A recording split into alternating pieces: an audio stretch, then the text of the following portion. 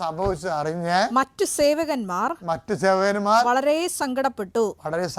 അവർ ചെന്ന് നടന്നതെല്ലാം യജമാനനെ അറിയിച്ചു. യജമാനൻ അവനെ വിളിച്ചു പറഞ്ഞു, ദുഷ്ടനായ സേവക, നീ എന്നോട് കേണപേക്ഷിച്ചതുകൊണ്ട്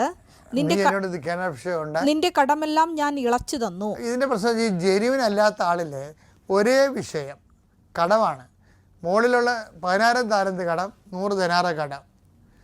അപ്പോൾ ഒരേ ആൾ അവിടെ പോയി പട്ടാങ്ങി പറഞ്ഞ് ഇവിടെ വന്നവൻ്റെ കഴുത്തിന് പിടിച്ചു. ഒരേ സെയിം പേഴ്സണാണ്. ഇത് 2 പേഴ്സൺ ഉള്ളതാണ് വിഷയം. ഈ 2 പേഴ്സൺ ഉള്ള ആൾക്കാരെയാണ് ഈശോ പലപ്പോഴും അഡ്മിറ്റ് ചെയ്യണത്.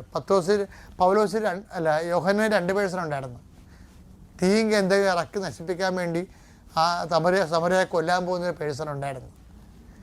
ഇതുപോലെ തന്നെയാണ് നാഥാനിയേലിൽ സിംഗിൾ പേഴ്സണേ ഉണ്ടായുള്ളൂ, യഥാർത്ഥ ഇസ്രയേലിയൻ.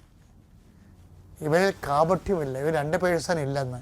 ജെനുവിറ്റി, ഇവന് ഹൈപ്പോക്രസി 2 പേഴ്സൺ ഇല്ല. അപ്പം ഉടമ്പടി എന്ന് പറയുമ്പോൾ ലൂർദിൽ വെച്ച് അമ്മ പറഞ്ഞെന്താണെന്നറിയാമോ? ഉടമ്പടി എന്ന് ലൂർദിലെ ധ്യാനത്തിൻ്റെ ഭാഗമാണിത് കേട്ടോ. ഉടമ്പടി എന്ന് പറയണത് പേഴ്സൺ ടു പേഴ്സൺ ബൈലാറ്ററൽ എഗ്രിമെൻ്റാണ്.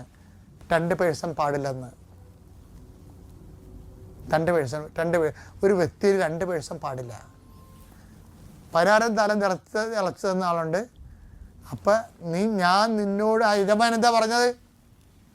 ഞാൻ നിന്നോട് കരുണ കാണിച്ചതുപോലെ നീയും നിന്റെ സഹസേവകനോട് കരുണ കാണിക്കേണ്ടതായിരുന്നില്ലേ?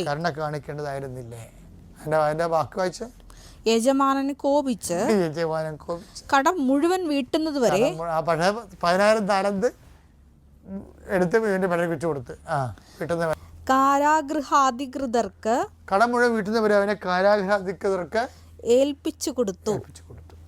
അപ്പോൾ ഈ treatment of the diabolic persons ആണ്. ഇതിനകത്ത് എന്തിൻ്റെ ഭാഗമാണിത്? അനുതപിക്കുക. വിശ്വസിക്കേണ്ടതെന്നാണ് ഈ സമറിയക്കാരുടെ കഥയിലൂടെയും അതുപോലെ തന്നെ 10,000 താലന്ത് കടം മേടിച്ചിട്ട് 100 ദിനാറ തരാതിരുന്നതിൻ്റെ കഴുത്തെ പിടിച്ചതിനോടിലൂടെയും ഈ സുവിശേഷമാണ് കർത്താവ് റീച്ച് ചെയ്യിക്കുന്നത്. ഇതെല്ലാം കാണിച്ചിട്ട് പറയും അനുതപിക്കുക, സുവിശേഷത്തെ വിശ്വസിക്കുക.